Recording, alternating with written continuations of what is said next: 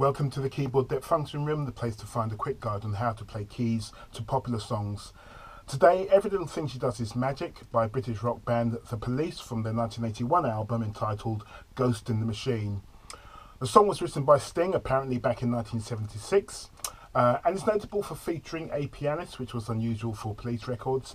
In fact, Stuart Copeland and Andy Summers, the other band members, were not keen on the song and felt it too far a departure from the band's other works. So their parts were recorded, let's say, with a little reticence over the demo track.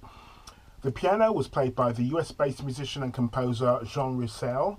There are also other synthesizer parts, but the piano is the most significant keyboard part. And it's not easy to play either, but it is a great part and is worth persevering with.